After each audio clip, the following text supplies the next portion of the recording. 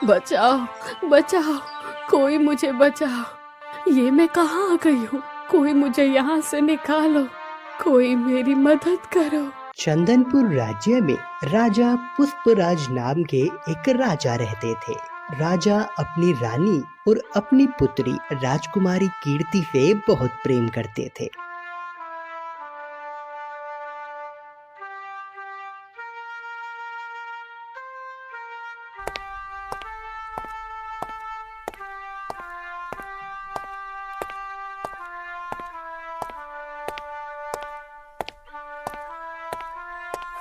महारानी, आप दोनों यहाँ महल के बगीचे में क्यों बैठी हैं? महाराज, हम माँ बेटी महल में रहते रहते उब गए थे, इसलिए हमने सोचा यहाँ बगीचे में कुछ देर बैठ जाते हैं।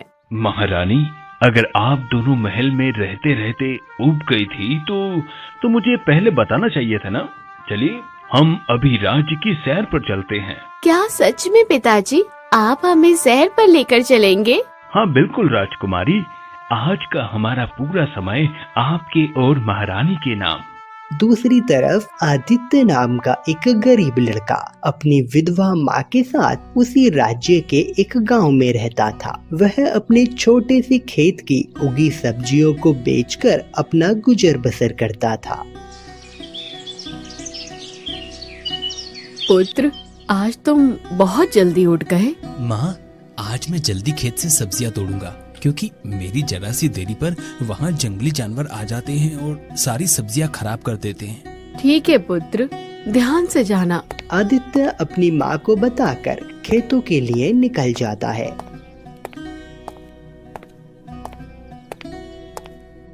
ये क्या, आज मैं सूरज निकलने से पहले यहाँ आ गया, फिर भी जंगली जानवरों ने मेरी सारी सब्जियाँ खराब कर दी।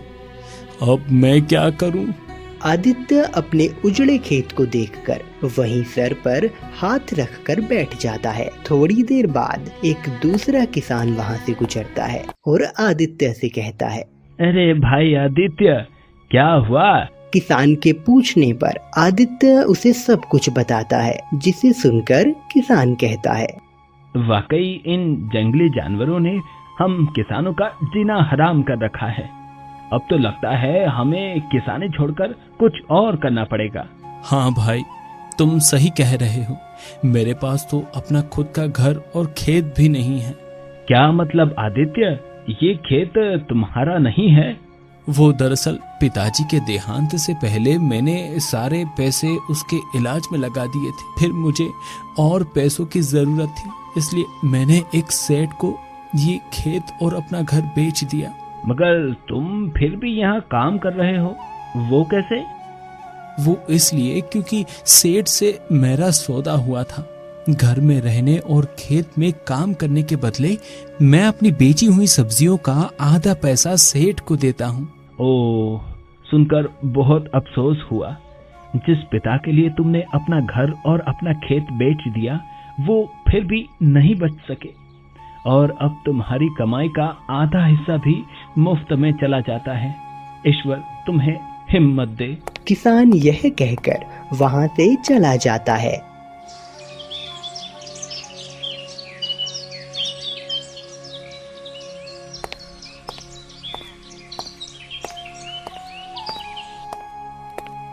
आज अगर मैंने सेठ को पैसे नहीं दिए तो वो कहीं हमें घर से निकाल ना दे। अभी आदित्य अपने मन में यह सोच ही रहा था कि तभी उसकी नजर नदी में डूबते हुए एक तोते पर पड़ती है। अरे, ये तो एक तोता है और नदी में डूब रहा है। इससे पहले कि इसकी जान चली जाए, मुझे इसे बचाना होगा। आदित्य खुद से यह कहकर उस नदी में कूद जाता है और उस तोते से कहता है, प्यारे तोते, तुम चिंता मत करो, मैं तुम्हें बचा लूंगा। प्यारे तोते, तुम ठीक हो ना? हाँ दोस्त, मैं ठीक हूँ। तुम्हारा बहुत बहुत शुक्रिया। अगर आज तुम मुझे नहीं बचाते तो मैं नदी में डूबकर मर जाता। मगर तुम उस नदी में कैसे गिरे और तुम्हें तो काफी चोटें भी आई हैं। मैं अपनी माँ और अपने भाई बहन के साथ उड़ना सीख रहा था। उड़ते उड़ते अचानक मैं दूसरे पक्षी से टकराया और घायल होकर नदी में गिर गया। फिर मैं बहते हुए यहाँ आ गया। तोते की यह बात सुनकर आदित्य को काफी दुख होता है, इसलिए वह उस तोते को अपने घर ले आता है।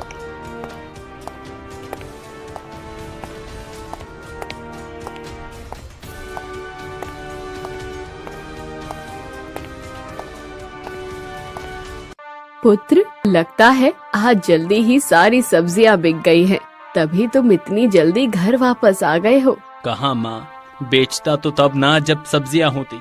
मेरे जाने से पहले ही उन जंगली जानवरों ने सारी सब्जियां खराब कर दी थी। आदित्य यह कहकर उस घायल तोते को चारपाई पर लेटा देता है और उसके जख्मों पर हल्दी लगाने लगता है।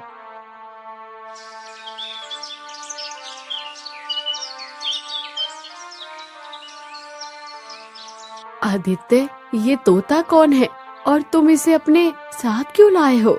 माँ, इसका नाम बिट्टू है। इसे मैं नदी से बचाकर लाया हूँ। बिंदुमती के पूछने पर आदित्य उन्हें सब कुछ बता देता है, जिसे सुनकर आदित्य की माँ कहती है, कोई बात नहीं बिट्टू, आज से तुम हमारे साथ ही रहोगे और आज से मैं तुम्हारी भी माँ हूँ। आपका बहुत बहुत शुक्रिया अम्मा। बिट्टू तोता बिल्कुल ठीक हो जाता है, जिसे घर के बाहर खेलता देख आदित्य कहता है, छोटे तोते, अब तो तुम बिल्कुल ठीक हो गए हो। ये सब तुम्हारी मेहरबानी है मेरे दोस्त। अभी वो दोनों आपस में बातें कर ही रहे थे कि तभी अचानक सेठ वहाँ आ जाता है। अरे सेठ जी, आप यहाँ? तुमने मुझे बहुत दिनों से पैसे नहीं दिए, बस वही लेने आया हूँ। सेठ की बात सुनकर आदित्य उन्हें खेत में होने वाली सारी बात बताता है, जिसे सुनकर सेठ गुस्से से कहता है, बस मैंने तुम्हारा बहुत बहाना सुन लिया। अब या तो तुम मुझे मेरे पैसे दो या फिर मेरा घर खाली करो। सेठ जी, मैं सच कह रहा हूँ, मेरे पास पैसे नहीं है और ना ही रहने की कोई दूसरी जगह। सेठ आदित्य की एक भी सुने बिना उसे और उसकी माँ को घर से निकाल देता है। फिर वो दोनों माँ बेटे दूसरे राज्य के लिए निकल पड़ते हैं। पुत्र, अब हम कहाँ जाएंगे? पता नहीं माँ, देखते हैं क्या होता है। भगवान करे हमें जल्दी से रहने के लिए कोई जगह मिल जाए। वो दोनों माँ बेटे चलते चलते एक जगह थक कर बैठ जाते हैं।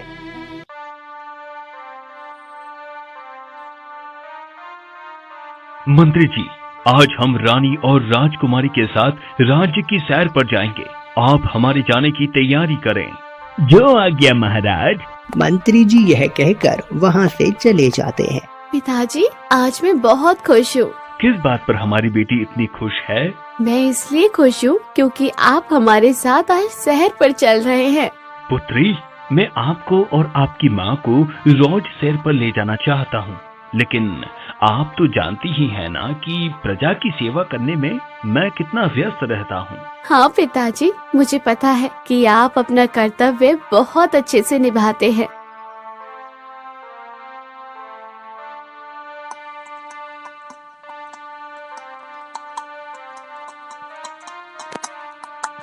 राजा अपनी पुत्री और पत्नी से बातें करते करते राज्य की सैर करते हैं। तभी राजकुमारी पेड़ के पास बैठी आदित्य की माँ और उनके पास एक छोटा सा तोता देखती है। पिताजी, वहाँ पर एक अकेली औरत बैठी है, शायद वो किसी मुसीबत में है, हमें उनकी मदद करनी चाहिए। राजा राजकुमारी की बात सुनकर उस औरत के पास जाते हैं और पूछते हैं, कौन हो तुम और यहाँ क्या कर रहे हो? आदित्य की माँ राजा को सारी बात बताती है, जिसे सुनकर राजा कहता है, तुम्हारा पुत्र कहाँ है? राजा आदित्य की माँ से बात कर ही रहे थे कि उतने में आदित्य अपनी माँ के लिए पानी लेकर वापस आ जाता है। महाराज, ये मेरा पुत्र आदित्य। आदित्य, मैंने सुना है कि तुम्हारे पास रहने के लिए कोई जगह नहीं है। जी महाराज, ना ही हमारे पास अभी पैसे हैं और ना ही रहने की कोई जगह। महाराज, मुझे एक औरत की जरूरत है जो मेरा छोटा मोटा काम कर सके। क्यों ना हम बेटी को अपने साथ महल ले चले? नहीं रानी, हम ऐसे कैसे किसी को भी महल में नहीं रख सकते हैं। पिताजी देखिए ना, ये तोता कितना सुंदर है, ये मुझे चाहिए पिताजी। आदित्य, ये तोता तुम मुझे दे दो। बदले में मैं तुम्हें इसके बहुत सारे पैसे दूंगा। उन पैसों से तुम अपना घर और एक बड़ा सा खेत खरीद सकोगे और अपनी जिंदगी आराम से गुजार सकोगे। क्षमा करें महाराज, मैं आपको अपना बिट्टू नहीं दे सकता। तुम मुझे इनकार कर रहे हो, राजा पुष्पराज को इनकार कर रहे हो, ये जानते हुए भी कि मैं तुम्हें इसकी सजा भी दे सकता हूँ। जी महाराज, मैं जानता हूँ कि आप मुझे कोई भी सजा दे सकते हैं, लेकिन मैं फिर भी अपने तोते को नहीं दे सकता, क्योंकि ये मुझे अपनी जान से भी प्यारा है। पिताजी एक काम करते हैं, हम आदित्य और उनकी माँ को अपने साथ महल ले चलते हैं। इस बहाने माँ की सेवा भी हो जाएगी और ये तोता भी मिल जाएगा।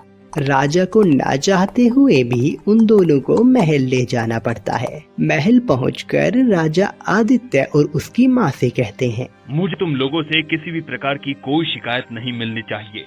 आप निश्चिंत रहे महाराज, हम आपको शिकायत का कोई मौका नहीं देंगे। इतना कहकर आदित्य महल के बगीचे की रखवाली करने लगता है और उसकी माँ महारानी की सेवा। दूसरी तरफ राजकुमारी बिट्टू तोते से अपने दिल की बात करती है। प्यारे मिट्टू, तुम कुछ तो बोलो, क्या तुम कुछ बोलते नहीं हो? प्यारे मिट्टू, मैं तुम्हें कुछ बताती हूँ, लेकिन पहले वादा करो कि तुम किसी को नहीं बताओगे। राजकुमारी यह कहकर अपने सर पर हाथ मारकर हंसने लगती है और फिर खुद से कहती है, मैं भी कितनी बुद्धू हूँ, तुम तो बोलते ही नहीं, तो भला तुम किसी को क्या ही बताओगे। मिट्टू, तुम्हारा दोस्त आदित्य मुझे बहुत अच्छा लगता है, लेकिन वो कभी मुझसे बात ही नहीं करता। तोता राजकुमारी की बात सुनकर फिर भी चुप रहता है। थोड़े दिन ऐसी ही हंसी खुशी बीतते हैं। फिर कुछ दिन बाद महारानी थोड़ी बीमार हो जाती हैं। महारानी, आपको क्या हो गया है? मुझे आपका स्वास्थ्य कुछ ठीक नहीं लग रहा, मैं अभी आती हूँ। बिंदुमती यह कहकर रानी के लिए ठंडा ठंडा शरबत बनाने लगते भी पीछे से एक सैनिक आकर कहता है, बिंदुमती, आपके बेटे को बगीचे में आपसे कुछ काम है, इसलिए उसने आपको नीचे बुलाया है। वह सैनिक यह कहकर बिंदुमती को अपने साथ ले जाता है। बिंदुमती के जाते ही मंत्री जी रसोई घर में आते हैं। आज तो मैं इस महारानी का काम तमाम करके ही रहूंगा। मंत्री जी यह कहकर शरबत में जहर मिला देते हैं और वहाँ से चले जाते हैं। थोड़ी देर बाद बिंदुमती वह शरबत लेकर महारानी के पास जाती है। महारानी, आप ये शरबत पी लीजिए, आपका आराम मिल जाएगा। ठीक है बिंदुमती। महारानी वह शरबत पी लेती है। शरबत पीते ही महारानी बेहोश होकर गिर जाती है और देखते ही देखते वह नीली पड़ जाती है। राजा बिंदुमती को शरबत देते हुए देख लेते हैं और वह उसे कसूरवार समझ बैठते हैं। मूर्ख, ये तुमने क्या किया? मैं तुम्हें जिंदा नहीं छोड़ूंगा। इतना कहकर राजा बिंदुमती को सजा के तौर पर मौत के कुएं में फेंकवा देते हैं, लेकिन बिंदुमती कुएं के अंदर न गिरकर एक पत्थर पर अटक जाती है। दूसरी तरफ सैनिक आदित्य को महल में होने वाली सारी घटना बताता है, जिसे सुनकर आदित्य तुरंत महल में जाता है, जहां राजा वैद्य जी से कह रहे होते हैं, वैद्य जी, रानी को क्या हुआ है? महाराज, रानी को एक बहुत ही खतरनाक जहर दिया गया है। वैद्य जी, आप जल्दी रानी का इलाज कीजिए। महाराज, महारानी की जान अब केवल एक जड़ी बूटी ही बचा सकती है। वो जड़ी बूटी काली पहाड़ी पर पाई जाती है। काली पहाड़ी बहुत ही खतरनाक जगह है, वहाँ जो कोई भी जाता है जल्दी वापस नहीं आता। राजा वैद्य जी की बात सुन रहे थे, तभी वहाँ आदित्य आता है और कहता है, महाराज, मुझे नहीं पता कि महारानी के साथ क्या हुआ है, लेकिन मेरा यकीन कीजिए, मेरी माँ ने कुछ नहीं किया इनके साथ। भला मैं तुम्हारी बात पर क्यों विश्वास करूं? महाराज, मैं भगवान की कसम खाता हूँ कि मेरी माँ निर्दोष है। ठीक है, अगर तुम चाहते हो कि मैं तुम्हारी माँ को छोड़ दूं, तो तुम्हें मेरी एक शर्त माननी होगी। जी महाराज, मैं तैयार हूँ। जंगल के पिछले हिस्से में जो काली पहाड़ी है, तुम्हें वहाँ जाकर वैद्य जी की बताई हुई जड़ी बूटी को लाना होगा। अगर तुम इस काम में सफल हुए तो मैं तुम्हारी माँ को छोड़ दूंगा।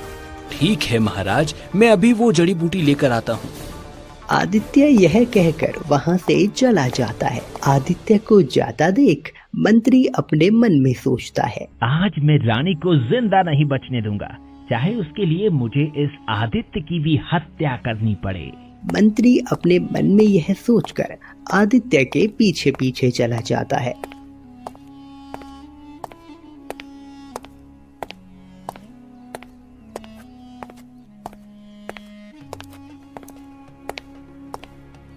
इतनी खौफनाक जगह पर मैं कैसे जड़ी बूटी को ढूंढूंगा? आदित्य अपने मन में यह सोचकर इधर उधर देख रहा था। तभी उसे सामने ही वह जड़ी बूटी नजर आती है और वह जल्दी से जाकर उसे तोड़ लेता है। मिल गई वो जड़ी बूटी। अब मैं इसे जल्दी से महाराज को ले जाकर देता हूँ। आदित्य जड़ी बूटी लेकर काली पहाड़ी से वापस आ रहा होता है। तभी रास्ते में उसे मंत्री जी मिलते हैं।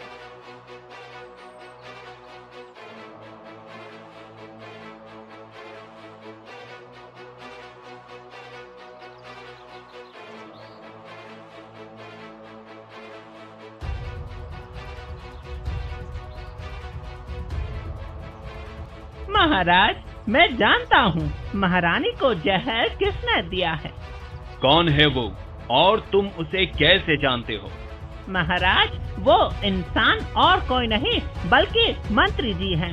मैंने उन्हें खुद देखा था शरबत में जहर मिलाते हुए, और अब वो आदित्य के पीछे गए हैं। अगर आपको विश्वास नहीं होता तो आप मेरे साथ वहाँ चलिए। तोते की बात सुनकर राजा तुरंत उसके साथ जाते हैं।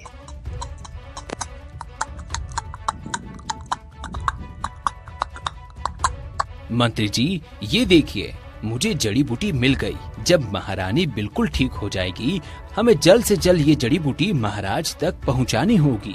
आदित्य यह कहकर जैसे ही आगे बढ़ता है, वैसे ही मंत्री उसे मारने के लिए तलवार निकाल लेता है। मंत्री जी रुकिए, आप मेरी पीठ पीछे मेरे सीने में खंजर भोंकेंगे, ये मुझे नहीं पता था। बताइए, आपने ऐसा क्यों किया? महाराज, मैंने कुछ नहीं किया। झूठ मत बोलिए, इस तोते ने मुझे आपके बारे में सब कुछ बता दिया है। इसने अपनी आंखों से आपको शरबत में जहर मिलाते देखा था, लेकिन आप रानी की जान क्यों लेना चाहते थे? क्योंकि महारानी ने मेरी बहन की जगह ली है, इसलिए मैं नहीं चाहता कि वो जीवित रहे। क्या मतलब है तुम्हारा? तुम्हारी बहन का रानी से क्या लेना देना है? मेरी बहन आपसे बहुत प्रेम करती थी, वो आपसे विवाह करना चाहती थी, लेकिन आपने रानी से विवाह कर लिया। इस सदमे में उसने अपनी जान दे दी। आज मैं अपनी बहन का बदला लेने ही वाला था, लेकिन बीच में ये आदित्य आ गया। आज मैं इसे नहीं छोड़ूंगा। सैनिकों, बंदी बना लो इस कपटी मंत्री को और डाल दो कारावास की काल कोठरी में। महाराज, ये लीजिए आपकी जड़ी बूटी। अब आप मेरी माँ को मुझे वापस लौटा दीजिए। मुझे माफ कर दो आदित्य, मैंने तुम्हारी माँ को मौत के कुएं में फेंकवा दिया था। महाराज, बिंदुमती जिंदा है, वो कुएं के पत्थर पे लटकी हुई हैं। आदित्य तुरंत अपनी माँ के पास जाता है और उन्हें बचा लेता है। इधर जड़ी बूटी मिलने पर महारानी बिल्कुल स्वस्थ हो जाती हैं। बिंदुमती, मुझे माफ कर दो, मैंने तुम्हारे साथ बहुत गलत किया। तुम मुझे जो भी सजा दोगी वो मुझे मंजूर होगी। नहीं महाराज, आप मुझसे माफी मत मांगिए।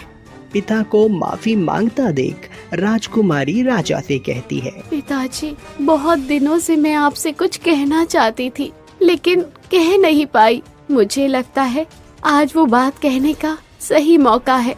हाँ बेटी, कहो। पिताजी, मैं आदित्य से विवाह करना चाहती हूँ। राजकुमारी की बात सुनकर राजा खुश हो जाते हैं और आदित्य से कहते हैं, आदित्य, क्या तुम मेरी बेटी से विवाह करोगे? लेकिन महाराज, मैं आपकी बेटी के लायक नहीं। कहाँ राजकुमारी और कहाँ मैं। शायद तुम्हारी इन्हीं बातों ने मेरा दिल जीत लिया है। राजा और बिंदुमती के समझाने पर आदित्य राजकुमारी से विवाह करने के लिए तैयार हो जाता है। फिर धूमधाम से राजकुमारी और आदित्य का विवाह हो जाता है।